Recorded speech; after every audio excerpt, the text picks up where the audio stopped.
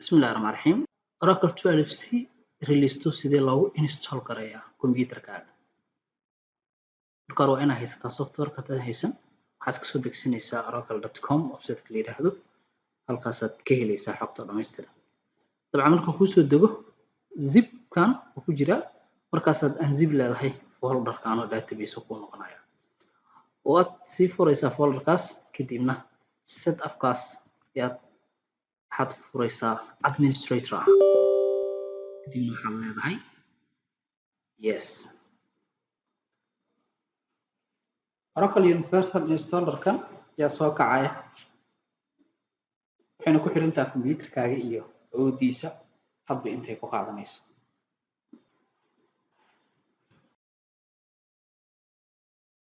okay markaan wuxuu ku soo bandhigayaa shaashadan oo ah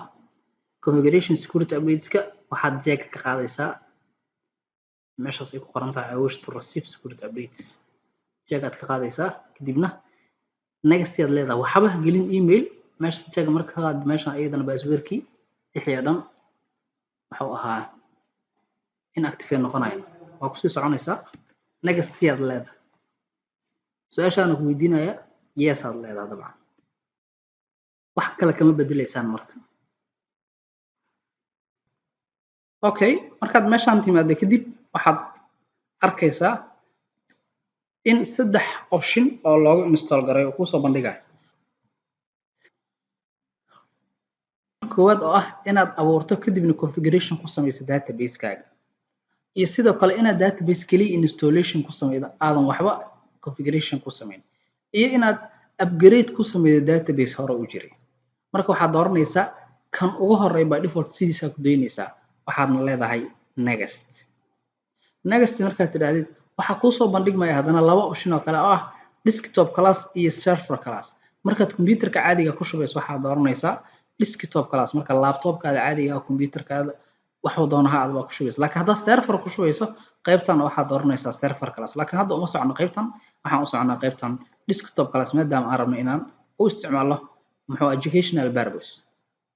next yaad leedahay next markaad tidhaahdid meeshaan waaye marka meesha ugu muhiimsan oo aad inay muhiim tahay inaad uga taxadarto virtual account waa account virtual ayagu ku abuurayaan iyo inaad account horay u jiray oo adiga kugu abuurna computerkaaga kugu abuurna account markaan leenahay kale maahan waa username-ka computerkaaga ama username computerkaada horay u jiray ama inaad username cusub abuurto ama username-kan built-in ku ah ee hadda aad ku dhex jirto waqtigan aad isticmaalayso software-ka inaad ku isticmaasho marka aniga waxaan dooranayaa optionkaas u sareeya oo ah virtual account waxaana sidoo kale virtual account asagana la mid noqon kara muxuu ahaay built-in inaad isticmaashto account-ka oo hadda aad ku dhex jirto labadaas option muxuu ahaay waa kuwa ugu muhiimsan hadda waxaan dooranayaa marka virtual account waxba kama bedelaysid next yaad leedahay markaad tidhaahdid meeshan waaye meesha basic configuration ka dhacaya sida caadiga ah wuxuu igu abuurayaa f aniga f ma rabo in la igu abuuro ee waxaan rabaa sida in la igu abuuro dabcan halkaasaad tegaysaa sidaad ka bedelaysaa markaas dareefka meeshaas ka bedelaysaa dabcan select yaad leedahay select markaan idhaahdo sida waxa iga rabayaa folder inaan soo abuuro folder marka waxaan ku qasbanahay sida inaan tago oo aan folder cusub soo abuuro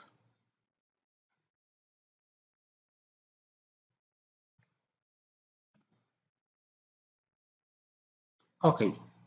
sidaad furaysaa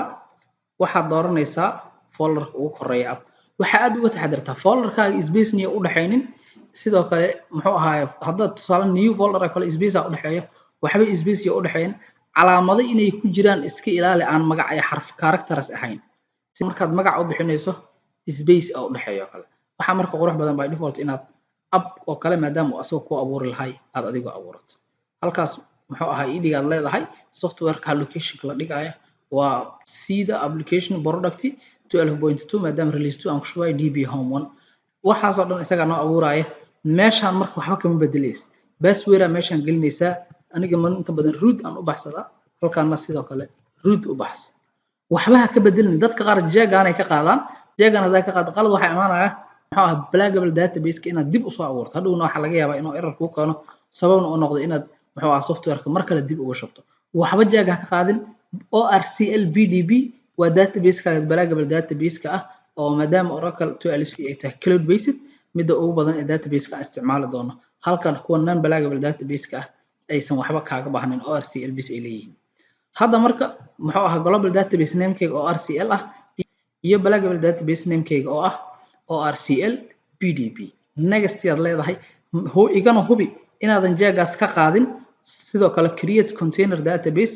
create as container database inaadan jaaga ka qaadin oo jaaga kuu saarnaado hubi next markaas kadib next markaad tiraahdo wuxuu ku leeyahay ma hubtaa haa waa huba had leedahay yacni errorkan waxba ha u arkin keliya wuxuu kuu sheegayaa recommendation standardkii markaa passwordka suubinaysay inaadan raacin dabcan yes sii dheh sii gudub wuxuu suubinaa marka verification yar waxay ku xiran tahay computerkaada iyo muxuu ahaa awoodiisa hadba intay qaadato waqti badan saas u badan nama qaadanayo good hadda wax error maadaama uusan soo saarin waxaan leenahay install marka waxay qaadanaysaa xoogay waqti waxaan rabnaa marka inaan dib isugu soo noqono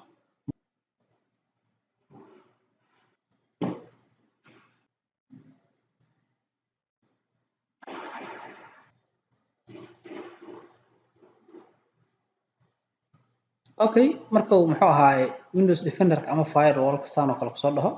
allow access aad leedahay waxba marka hal jeer iyo laba jeer saddex jeer waxa kusoo yiraahdaba allow access aad leedahay wax problem ah marka kama imaanayaan oo sii soconaya